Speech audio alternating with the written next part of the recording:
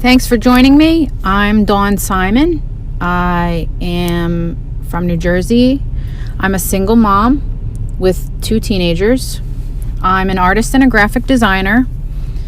I'm a business owner. I co-own 2 businesses. One is Swing Graphics, and the other is a local arts and culture magazine called Breaker Zine. And I am the queen of serious talks. Many of these recordings are spontaneous, so please excuse the sound quality.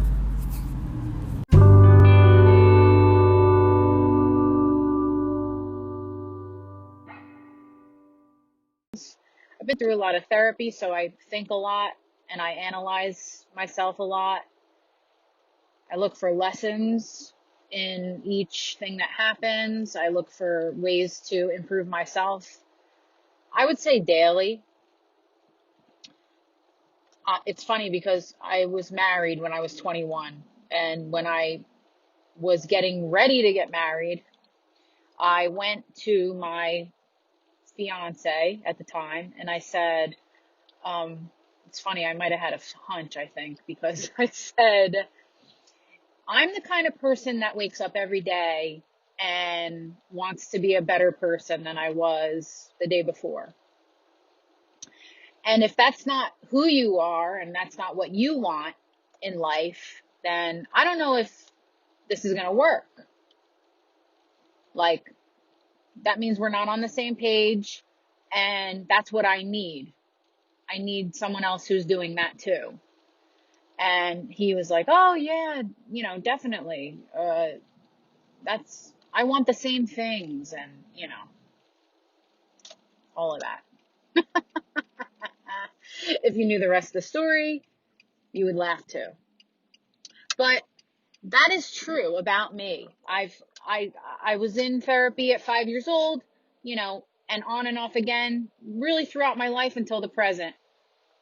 And it started because my parents were getting divorced, and my mom, thought that it would be good for me to be in a group with other kids with divorced parents. And on again, off again, throughout school, throughout middle school, high school, into college, into my marriage, after my marriage, the last 11 years that I've been divorced and a single mom. I've had about 4 therapists over those 11 years. And so it's kind of a way of life for me. And, I make a habit of like self-improvement. I've made a habit of it. It's kind of just a part of my life. And my life has gotten better. I see things about myself that in the past didn't serve me well, that I was able to let go of and leave behind me. I had a lot of realizations and self-reflection. Some things are harder to admit to yourself than others. Looking in the mirror at yourself is really difficult at times, but I've gotten used to it. And so I always have a story. I always have a long-winded way around. I'm very detail-oriented. I want to explain things. I usually have a side story with my story. I usually have to say, back up, wait a minute, I forgot to say this part. So I have an enormous amount of information that I carry around with me. I've been writing in journals since I can remember, and I just have it all recorded, whether it's on paper or in my mind. And I'm hoping that it can be useful, that these things could be useful to others. That's the goal here. Just that, as you walk through life and you pick up things and you learn things and you bring them with you, it's good to learn them for yourself and apply them and like make changes. But I'm sure there's other people in the world that could relate, and we all have things. And even if no other person has been through exactly what I've been through, doesn't necessarily mean that they wouldn't get anything out of hearing, the information that I've gathered, or hearing and relating to what I have to say. So thank you for hearing this and joining me.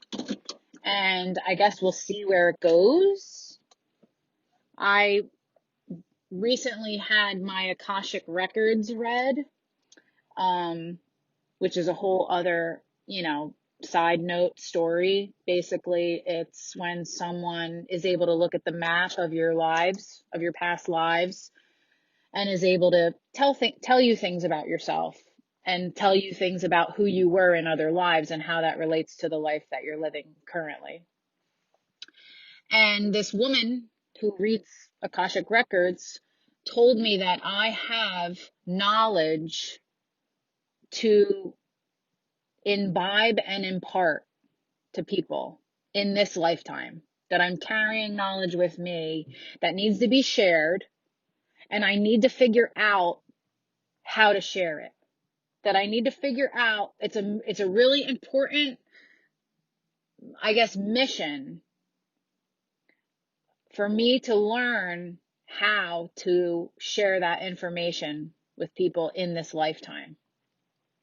And when she said that, I was like, okay, well, I publish a magazine, I publish an arts and culture magazine. I used to teach art classes, I shared information in those situations, but I think it was deeper than that, because now, months later, I'm having this realization about sharing,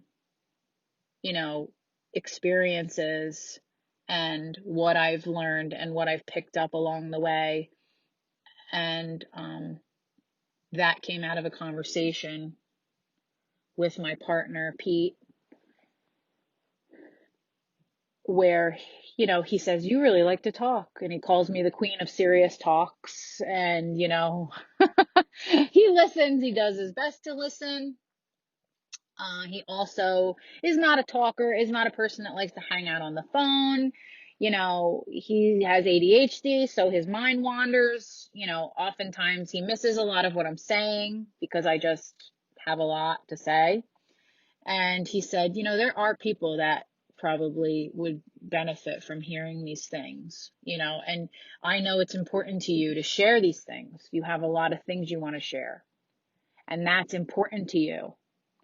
And I think that there's probably a place for that. I think that that maybe if you had a podcast, that would be your platform, and that people would, maybe benefit from the things that you have to share. So that's how I got here. And he and I have a podcast, and it's silly and it's funny, and I bust his chops a lot, and usually we're drinking on it, and it's lighthearted, and sometimes we talk about serious issues, but I don't ever want to make it too heavy. So I try to kind of hold back, but maybe this podcast would be, better for that. So thanks again, and we'll see where it goes.